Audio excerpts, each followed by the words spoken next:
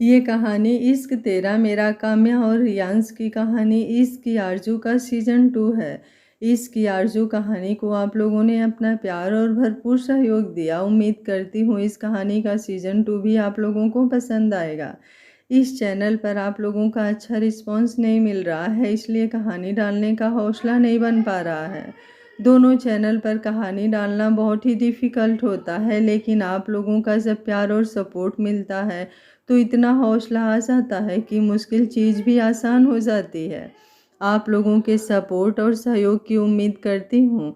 बाकी चलिए कहानी शुरू करते हैं, और जो लोग इस कहानी का सीज़न 1 देखना चाहते हैं उसका लिंक मैं आपको डिस्क्रिप्शन बॉक्स में दे दूँगी और साथ में कमेंट बॉक्स में पिन भी कर दूँगी, तो आप लोग वहाँ से भी जाकर देख सकते हैं। एक लड़की जो 10-11 साल की होगी, कुछ उदास सी, वो अपने बेड पर बैठी एक बड़े से टेडी को हक किए बैठी थी।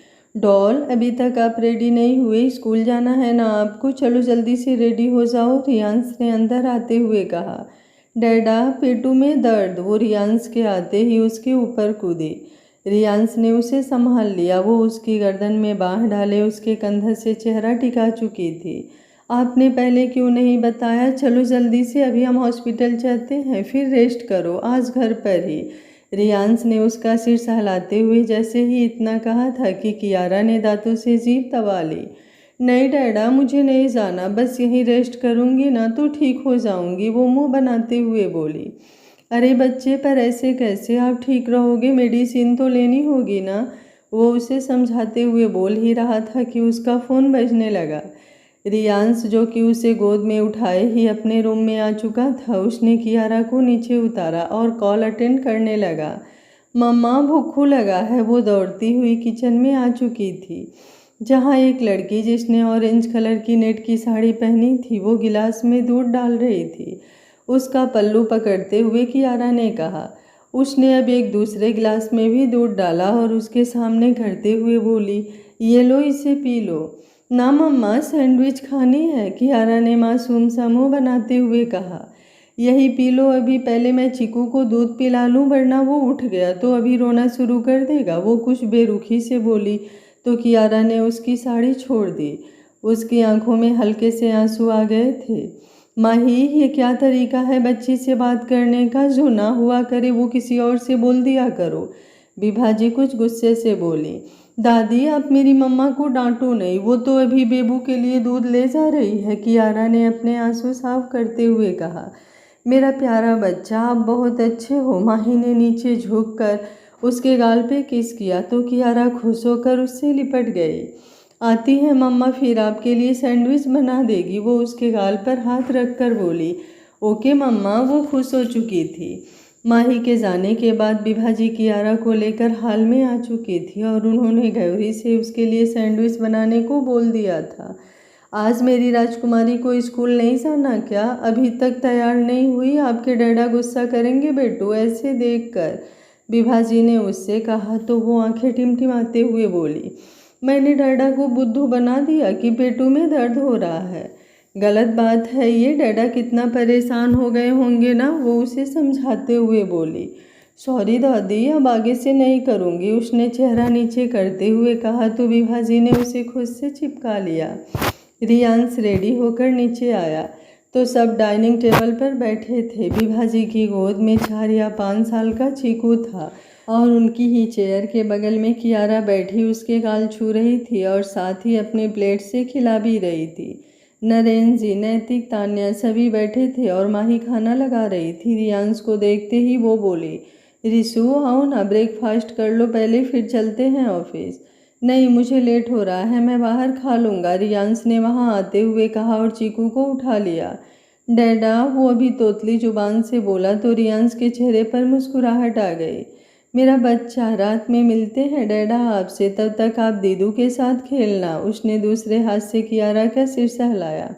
चीकू को किस करके उसने विभाजी को दे दिया और फिर कियारा के गाल पर हाथ रखते हुए कहा, कोई मस्ती नहीं करेंगी आज आप, बस रेस्ट करना है। और माँ, आप प्लीज़ इसका ध्यान रखना, कोई भी प्रॉब्लम हो, ज़्यादा तबीयत खराब हो तो तुरंत मुझे कॉल कर देना, वो विभाजी को देखते हुए बोला। तू चिंता मत कर इसकी, यहाँ हम सब हैं, विभाजी ने मुस्कुराते हुए कहा। रियान सब घर से निकल गया। चीकू को तो प्यार करता है कम से कम तो रिसू, माही ने उसे जाते देख मन ही मन कहा।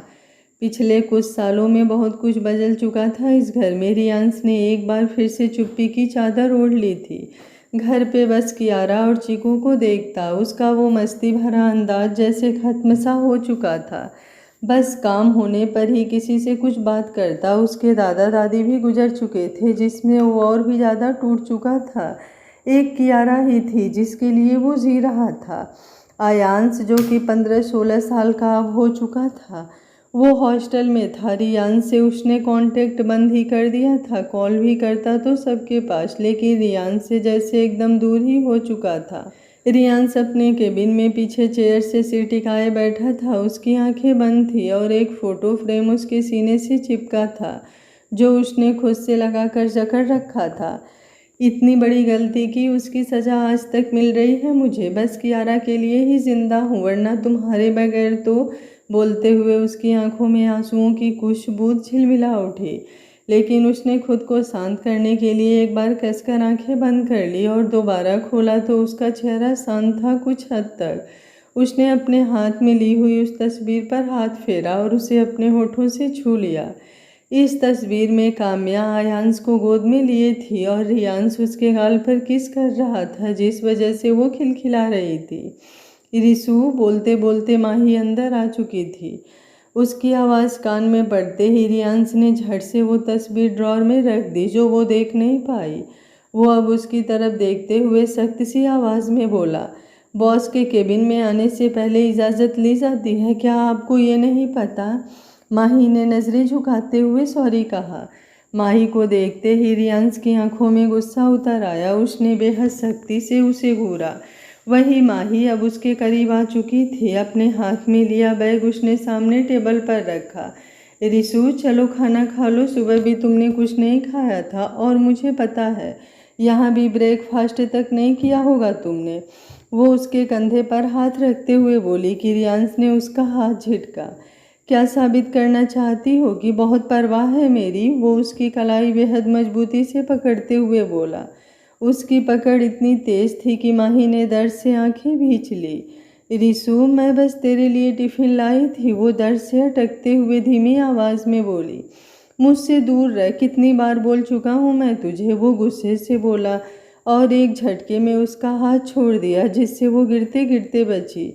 बीबी हूँ मैं तेरी और तेरे बच्चे की माँ भी, जिसे तू चाह कर भी नहीं झुठला सकता। माही ने अपनी लाल पड़ी कलाई सहलाते हुए कहा। रियांश तेजी से बिना कुछ बोले वहाँ से बाहर निकल गया। हॉस्टल के ग्राउंड में सारे बच्चे खेल रहे थे। वहीं एक 14-15 साल का लड़का एकदम शांत सा बैठा था और सामने देख रहा था। उसके चेहरे पर कोई भाव नहीं था। आयांश, तू यहाँ बैठा है, कब से तुझे ढूंढ रहा था, एक आवाज़ आई। लेकिन वो इस कदर किसी सोच में गुम था कि उसे सुनाई नहीं पड़ा। आयु, अरे तू इधर क्या कर रहा है? फुटबॉल मैच भी शुरू हो गया है, आदि ने उसके पास बैठते हुए कहा। आयांश ने अब एक नज़र उसे देखा, फिर सिर नीचे कर लिया और ज़मीन को ताकते हुए ही बोला, मेरा मन नहीं है, तुम जाकर खेलो।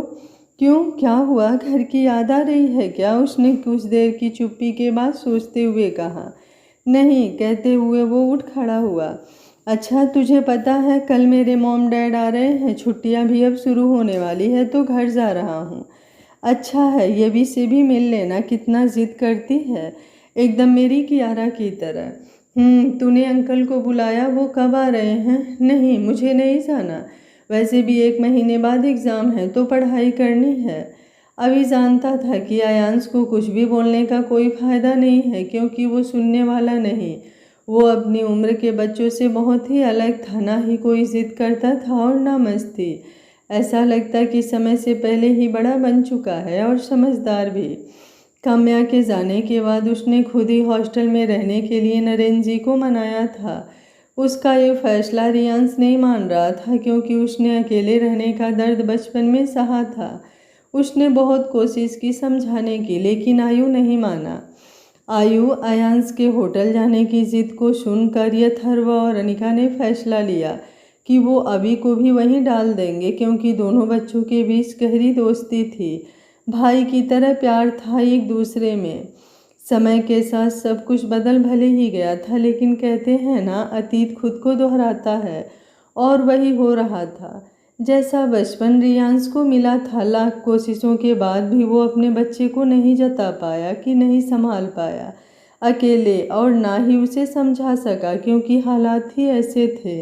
इधर रियांश जब शाम को घर आया तो देखा हाल में कियारा सोफे पर बैठी थी और उसके घुटनों से खून निकल रहा था। जहाँ विभाजी दवा लगा रही थी, उसने जल्दी से अपना बैग एक तरफ फेंका और फर्श पर भी उसके पास बैठ गया। माँ, ये कैसे लगी इसे? वो घबराहट में बोला। बाहर खेल रही थी पार्क में तो वहीं गिर गई। तू परेशान मत हो, अभी ठीक है, विभाजी ने फर्स्ट एड बॉक्स टेबल पर रखते हुए कहा। कियारा जो डर से विभाजी से चिपक गई थी, रियांश ने उसका चेहरा अपनी तरफ किया तो उसने विभाजी की हथेली कसकर पकड़ ली। उसे पता था अब क्या होने वाला है। मना किया था आपको कि कोई शैतानी नहीं करनी ना, लेकिन आपको मेरी एक नहीं सुननी होती है। सुबह पेट में दर्द हो रहा था, पहले से तबीयत ठीक नहीं थी, तो क्यों निकली आप बाहर? वो कुछ गुस्से से तेज आवाज़ में बोला तो वो सहम गई और उसकी आंखें भर आई। विभाजी ने कुछ बोलना चाहा कि रियांश ने उन्हें हाथ दिखाकर रोक दिया। बस माँ, आप आज कुछ नहीं बोलेंगी, उसने उनकी तरफ देखते हुए कहा।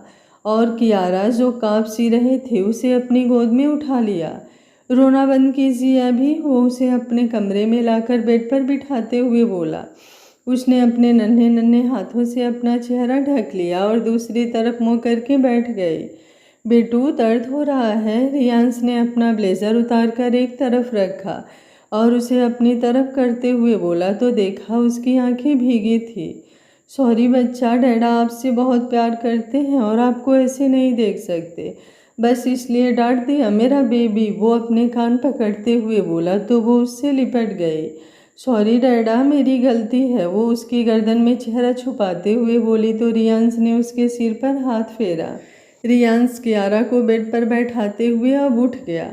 अब आप बिस्तर से नीचे मत उतरना, आराम करो, दादी अभी खाना ले आएंगी आपका, वो उसके गाल थपथपाकर बोला और कपड़े बदलने लगा। डैडा पानी, वो टी शर्ट पहनते हुए जैसे ही अपना लैपटॉप उठाने को हुआ, कियारा ने गिलास उसकी तरफ बढ़ाया तो एक पल को रियांश को उसमें काम्या की झलक दिखाई दी। उसने अपनी आंखें बंद करते हुए फिर से खोली और पानी लेकर पी लिया। थैंक यू बच्चा, मेरा बेबी अब बहुत समझदार हो गया है, वो उसके सिर को सहलाते हुए बोला तो वो खुश हो गई। डैडा डैडा कहता हुआ वो 6 साल का बच्चा अर्थ विभागता हुआ आया और सीधे रियांश की गोद में कूद गया तो वो उसने संभाल लिया, वरना वो गिर ही जाता। बच्चे ऐसा नहीं करते, लग जाती है अभी, रियांश ने उसे अपनी गोद में बैठाते हुए कहा तो वो उससे चिपक गया और उसके गाल पर किस कर लिया तो रियांश मुस्कुराया। उसने कियारा और अर्थ दोनों को सीने से लगा लिया। अर्थ बोला, कियारा चलो, डिनर का टाइम हो गया और तुम दोनों यहाँ हो, मैं कब से ढूंढ रही थी, माही ने अंदर आते हुए कहा। मम्मा आप भी आओ, कियारा ने उसका हाथ खींचते हुए उसे रियांश के बगल में बैठाया ही था कि वो अर्थ को गोद से उतारते हुए खड़ा हो गया। रिशु, डिनर कर लो फिर काम करना, वो उसे स्टडी रूम की तरफ जाता हुआ देखकर बोली। कियारा भी अब जिद करने लगी तो रियांश ना चाहते हुए भी उसके साथ बाहर आ गया। अभी आपकी फैमिली आई है, गार्ड ने जैसे ही इन्फॉर्म किया, अभी खुशी से झूम उठा। वही आयांश जो कि बुक खोले बैठा था, उसे देख मुस्कुराया। वो दोनों ही अब बाहर आए कि अनिका और अथर्व दिखे। अभी दौड़ता हुआ जाकर उन दोनों से लिपट गया। इतने दिन बाद अपने बेटे को देखकर अनिका की आंखें भर आई और उसने अभी का चेहरा हाथों में भरकर चूम लिया और उसे अपने सीने से लगा लिया। वहीं आयांश ये सब देख रहा था। उसे भी काम्या की याद आ गई कि कैसे जब वो स्कूल से घर जाता तो वो उसे चिपका लेती थी और कितना प्यार करती थी। आयु, चाचू से नहीं मिलोगे अब? अथर्व ने जैसे ही कहा, वो जैसे होश में आया और मुस्कुराते हुए उनके पैर छूने को झुका कि अथर्व ने उसे गले से लगा लिया। कैसा है मेरा शेर? मैं अच्छा हूँ चाचू, वो मुस्कुराते हुए बोला। अनिका ने अब उसे भी अपने गले से लगा लिया। मेरा बच्चा, बहुत मिस किया अब दोनों को मैंने, वो दोनों के गाल चूमते हुए बोली। अच्छा बस अब घर चलकर प्यार कर लेना, मैं सामान लाता हूँ बच्चों का, तब तक तुम सब गाड़ी में बैठो, यह अथर्व ने कहा तो अनिका ने सिर हिलाया। अनिका अभी के साथ आगे बढ़ी, लेकिन आयांश को खड़ा देखा तो उसकी तरफ मुड़ते हुए बोली, आयु चलो बेटा, खड़े क्यों हो? आपके चाचू गए हैं ना बाइक्स लाने? मैं कहाँ जा रहा हूँ? वो कुछ हैरानी से बोला तो अनिका हंस पड़ी। अच्छा जी, तो आपको नहीं चलना? आप भी हमारे साथ चल रहे हैं क्या? हम यहाँ अपने एक ही बच्चे को मिलने और उसे लेने आए हैं। अनिका ने उसके गाल पर हाथ रखकर भावुक होते हुए कहा। तो आयांश की आंखें भी गीली हो गई, लेकिन वो खुद को मजबूत दिखाने की कोशिश करता हुआ बोला, आंटी अभी मेरा एग्ज़ाम आने वाला है और पढ़ाई भी सही से। आयु देख, अब अगर सीधे तरीके से तू नहीं माना ना तो भूल जाना कि तेरा कोई दोस्त भी था। अभी ने अब गुस्सा दिखाते हुए कहा, सबकी जिद के आगे आखिर उस बच्चे की नहीं चली और उसे अनिका और यथर्व अपने साथ ले गाड़ी तक ले आए। दोनों बच्चे पीछे बैठे थे, यथर्व ड्राइव कर रहा था, अनिका आगे शीशे से ही आयांश का बुझा हुआ चेहरा देख परेशान हो रही थी। वहीं अनिका की हर एक हरकत यथर्व भी नोटिस कर रहा था। उसने अनिका का हाथ थामकर गियर पर अपने हाथ के नीचे रख दिया तो अनिका उसे देखने लगी। वो मुस्कुराया। अनिका कुछ नहीं बोली, बस उसके करीब होकर कंधे से सिर टिका बैठ गई, आंखें बंद कर ली। सब अच्छा होगा जान, फालतू का टेंशन लेना बंद करो, यथर्व ने ड्राइव करते हुए ही कहा। यथर्व, मुझसे नहीं देखा जाता ये सब। एक तरफ रियांश जी और एक हमारा आयु, दोनों की जिंदगी से मुस्कुराहट जैसे गायब सी हो गई है। मेरा बच्चा जैसे हंसना भूल गया है। उसने पीछे बैठे आयु को देखते हुए कहा। उसे यूं परेशान होता देखा और उसकी बात सुन यथर्व ने गाड़ी रोक दी। पापा हम रुक क्यों गए? अभी ने तुरंत ही सवाल किया। अनिका और आयु भी सवालिया निगाहों से उसे देख रहे थे तो उसने सामने आइसक्रीम पार्लर की तरफ इशारा कर दिया। अभी और आयांश भी खुश हो उठे। बच्चों आप दोनों अंदर चलो, यथर्व ने जैसे ही कहा वो दोनों अंदर की तरफ भागे। अनिका भी अपनी साइड का गेट खोलने के लिए जैसे हाथ बढ़ाने वाली थी कि यथर्व ने उसे अचानक ही पकड़कर अपनी तरफ खींच लिया। संभाल ना पाने से वो सीधा उसकी गोद में आ गिरी। आह क्या है ये सब यथर्व? अनिका कुछ नाराजगी से अपना बालों से ढका चेहरा ऊपर करते हुए बोली। यथर्व ने अपना हाथ उसके चेहरे की तरफ बढ़ाया और बहुत ही प्यार से उसके चेहरे पर आए बालों को हटाने लगा। आज भी उसके इस प्यार भरे स्पर्श से अनिका अपना सब कुछ हार जाती थी। उसकी धड़कनें तेज हो उठी थी। यथर्व क्या कर रहे हो? ये पब्लिक प्लेस है। बड़ी मुश्किल से वो बोल पाई। उसकी आवाज़ में लड़खड़ाहट महसूस कर वो मन ही मन मुस्कुरा दिया। हाँ तो क्या हुआ? मेरी बीबी है, मैं कुछ भी करूँ कहीं भी, वो बेशर्मी से बोला और उसके चेहरे पर झुकने लगा। तो अनिका ने अपने चेहरे पर उसकी गर्म सांसें महसूस कर आंखें भींच ली और यथर्व के सीने पर हाथ रखा। अब उसके कंधे पर कस चुका था। यथर्व ने उसके माथे को प्यार से अपने लबों से छू लिया तो अनिका की थोड़ी देर पहले की घबराहट जैसे गायब सी होने लगी। यथर्व ने अब उसे छोड़ दिया। अरे अब मेरी गोद में ही बैठना है कि बाहर भी निकलना है? बच्चे वेट कर रहे होंगे। यथर्व ने जैसे ही कहा, अनिका जो आंखें बंद किए थी उसने झट से आंखें खोली और उसे गुस्से से घूरने लगी। क्या अभी आंखें बड़ी बड़ी कर डरा किसे रही हो? भूलो मत तुम्हारे सामने एक पुलिस ऑफिसर है। और क्या सोचा तुमने वैसे कि क्या होने वाला है? उसने एटीट्यूड से कहा ही था कि अनिका ने गुस्से से उसकी कॉलर पकड़ अपनी तरफ खींची और बिना कुछ बोले ही उसकी बोलती बंद कर दी और बड़ी ही शिद्दत से उसे चूमने लगी। यथर्व पहले तो शौक हो गया, उसे कुछ समझ ही नहीं आया क्या हुआ। बड़ी डेयरिंग बीबी मिली है मुझे। अनिका ने उसके लबों को जैसे ही आज़ाद किया वो अपने लबों को अंगूठों से छूते हुए बोला, मुझसे पंगा मत ही लिया करो समझे? बड़े आए मुझसे चालाकी। जानते हो मुझे तुम्हारी तलब सी होने लगती है करीब होने पर। वो उसे देखते हुए बोली। वो अब गाड़ी से बाहर आ चुके थे। मेरी लड़ाकू विमान, वो हंसते हुए बोला और उसे अपने सीने से लगा लिया। अब उसे फिर से उसमें अपनी लड़ाकू विमान की झलक दिखी थी जो बस हर बात पे लड़ती थी, परेशान ना होकर उसे परेशान करती थी। आप दोनों का रोमांस खत्म हो गया हो तो बिल पे कर दीजिए। अभी की आवाज़ जैसे ही उनके कानों में पड़ी वो दोनों झट से अलग हो गए। अभी के बच्चे, तुझे इतनी प्रॉब्लम क्यों होती है जब मैं अपनी बीबी के करीब होता हूँ? यथर्व ने चिढ़ते हुए कहा तो अनिका ने उसके कंधे पर दे मारा। थोड़ा तो तमीज़ से और सोच समझ कर बोला कीजिए, वो धीरे से फुसफुसाती हुई बोली। क्योंकि ये मेरी मम्मा है और सबसे ज़्यादा मैं प्यार करता हूँ इन्हें, आपसे भी बहुत ज़्यादा, अभी ने कहा और अनिका का हाथ थामकर अंदर बैठ गया।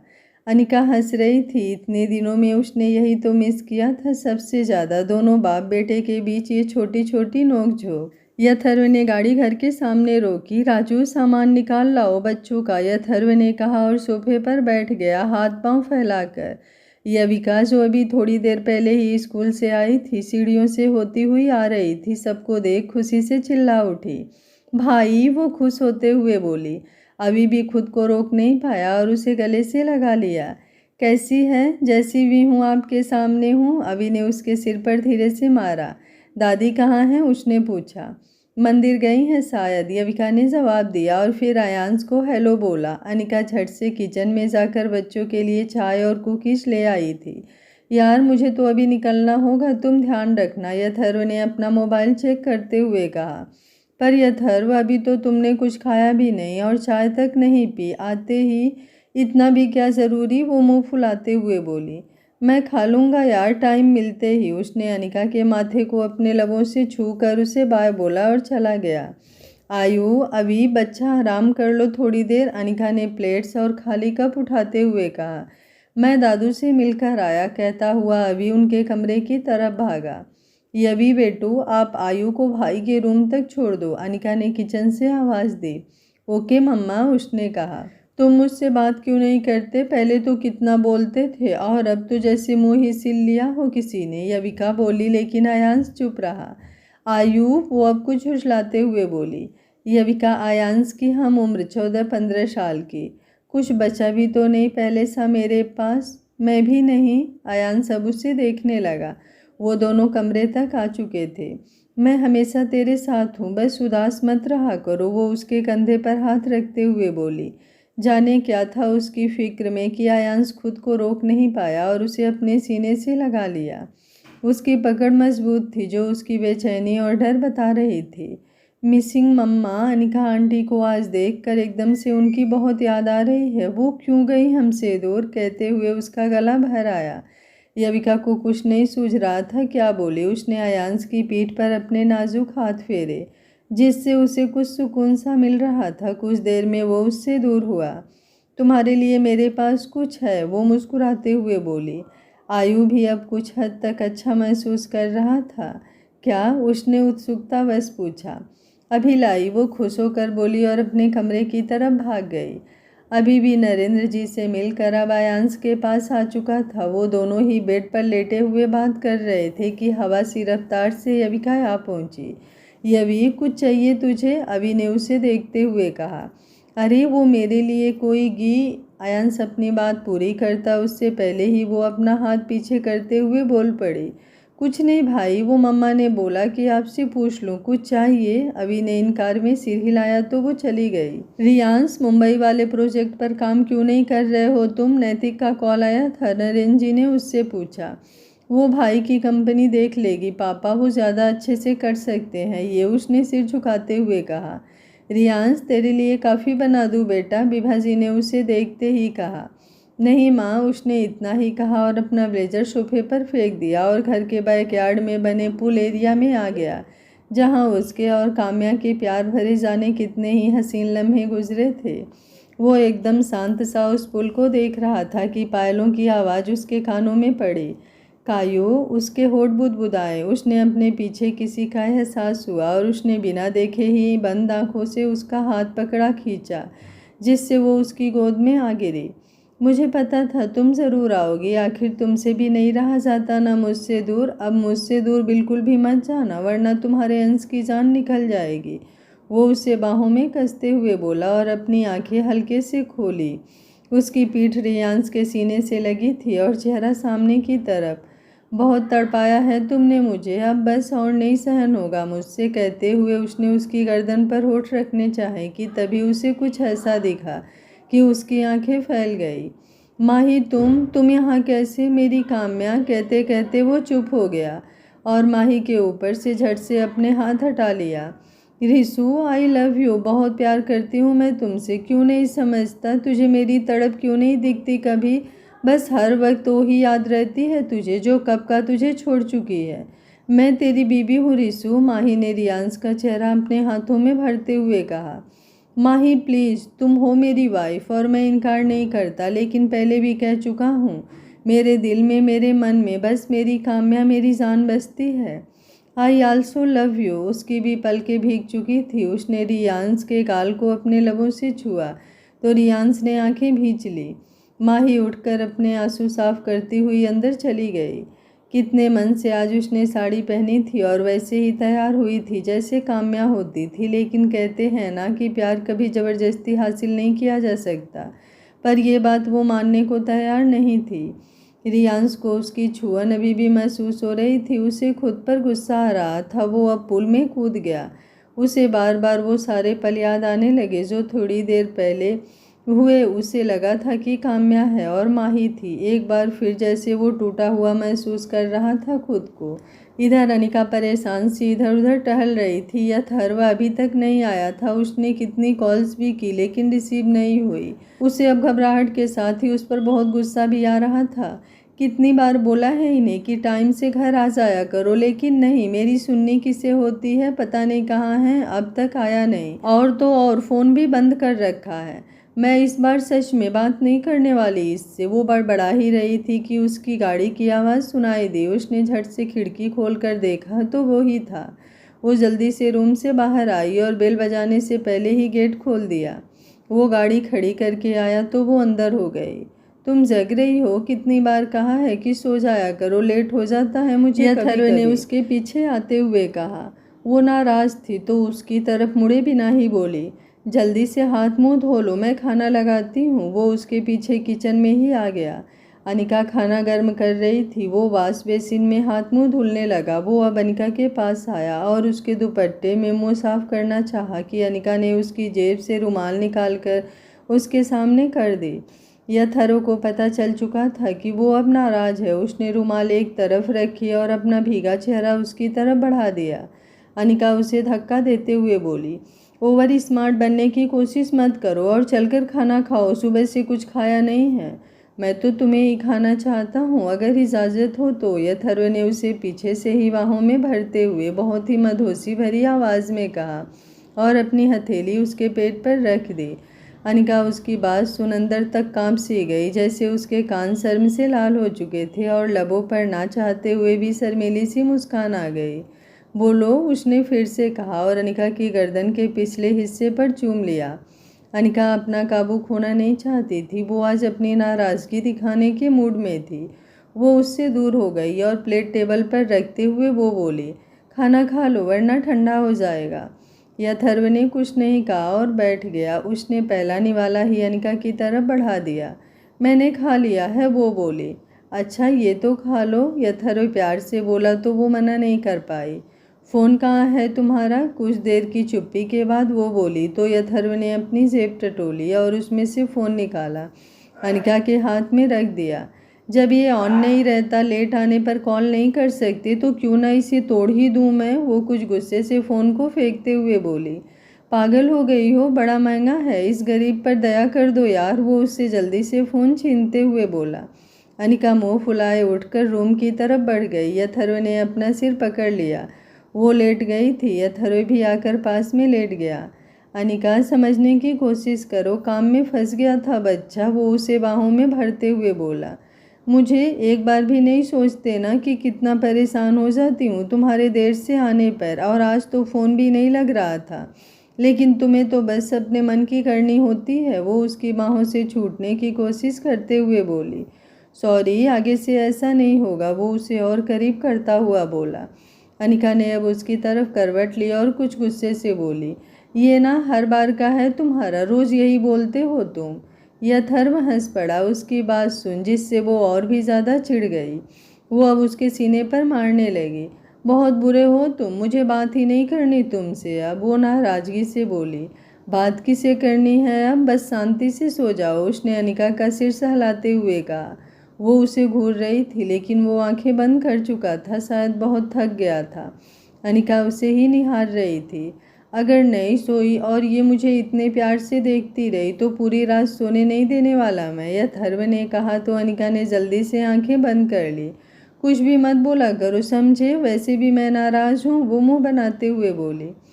सुबह ब्रेकफास्ट के बाद अथर्व ने देखा आयु, अवी और यविका बातें कर रहे थे। उसने मुस्कुराते हुए रियांश को कॉल लगा दी।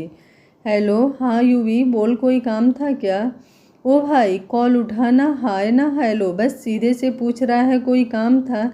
नहीं था काम, बोल रख दूँ फ़ोन? यार नाराज़ मत हो, बस ऐसे ही बोल दिया था। बता कैसा है तू और अनिका और मेरी भतीजी? घर पर सब बिल्कुल अच्छे हैं। तू बता कियारा कैसी है? ठीक है वो भी। एक काम कर, आज कियारा के साथ घर आ जा, तुझे सब बहुत याद करते हैं। दरअसल वो रियांश को सरप्राइज़ देना चाहता था क्योंकि उसे नहीं पता था कि उसका बेटा आयु यहाँ आ गया था हॉस्टल से। यूवी, काम बहुत है, टाइम नहीं है ज़रा सा भी।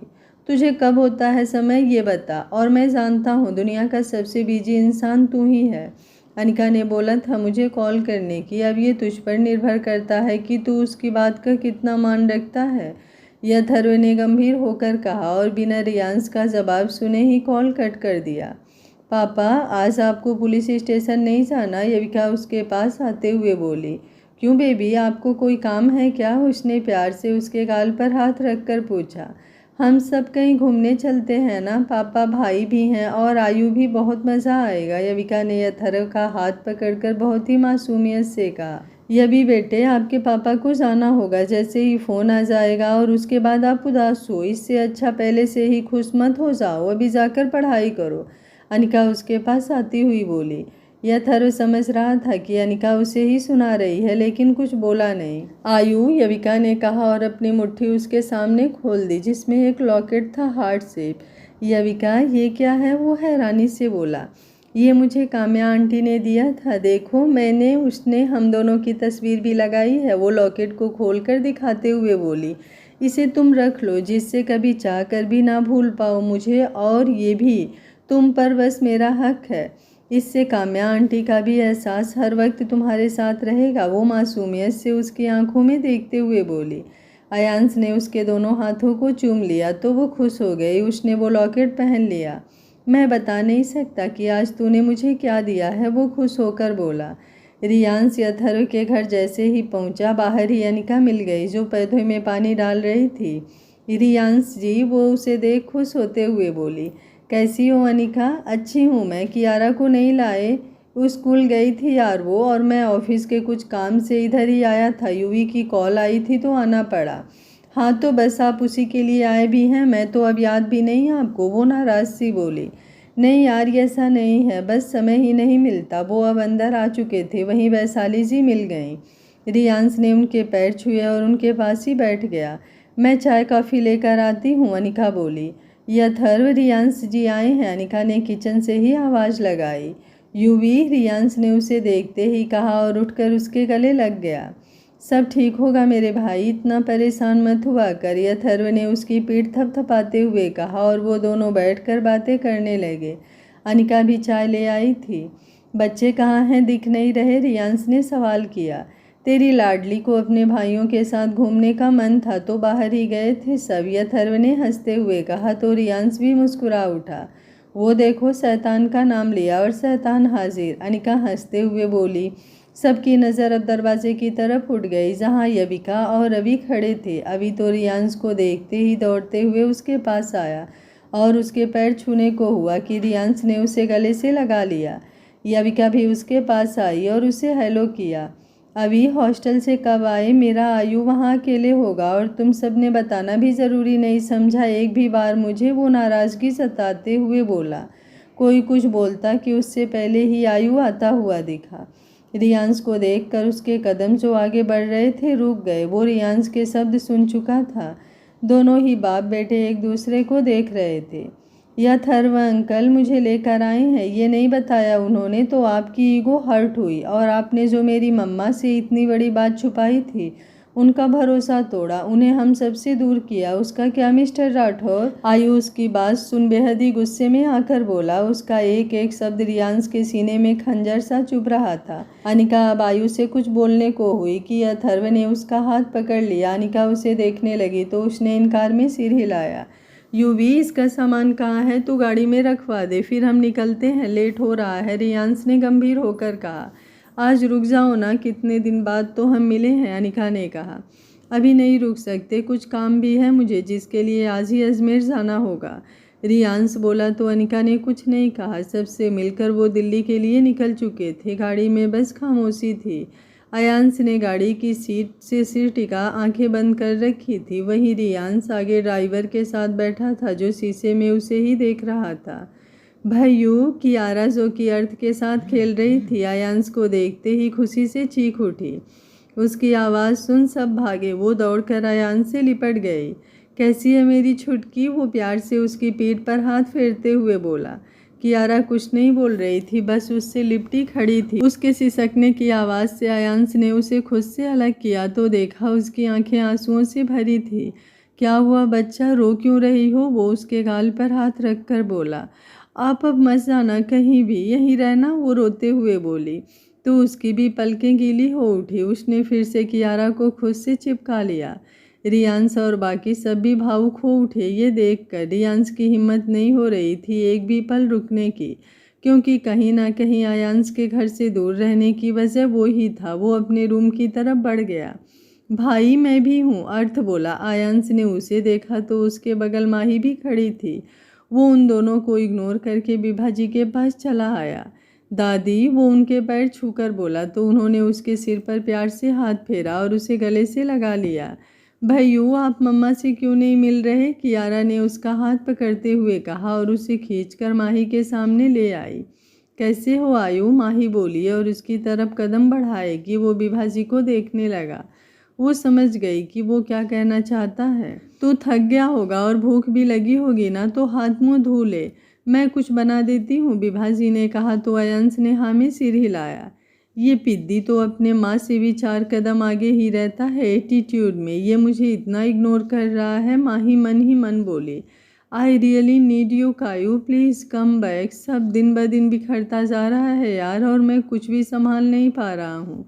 रियांश ने अपने फ़ोन में काम्या की तस्वीर को देखते हुए कहा और उसे चूम लिया। आपके दिमाग में बहुत सारे सवाल होंगे, जैसे कि काम्या कहाँ गई और रियांश की शादी माही से कैसे हुई और अर्थ उसका बच्चा कैसे है। ऐसे बहुत सारे सवाल होंगे जिनका जवाब आपको आने वाले एपिसोड में और भी इंटरेस्ट और रोमांच के साथ मिलेगा। कहानी का पहला पार्ट आप लोगों को कैसा लगा कमेंट बॉक्स में अपनी राय ज़रूर दीजिएगा। अगर आप लोगों का रिस्पांस नहीं आया तो मैं कहानी बीच में ही बंद कर दूंगी, फिर आप लोग मुझसे मत कहिएगा। उम्मीद करती हूँ अगर आप लोगों को कहानी पसंद आई तो वीडियो को लाइक करेंगे और कमेंट बॉक्स में अपनी राय ज़रूर देंगे। चैनल को सब्सक्राइब करना बिल्कुल मत भूलिएगा ऐसी प्यारी प्यारी और इंटरेस्टिंग कहानियाँ देखने के लिए। तो चलिए मिलते हैं कल कहानी के अगले पार्ट में। तब तक स्वस्थ रहिए, मस्त रहिए, अपना ख्याल रखते रहिए। Thank you for watching.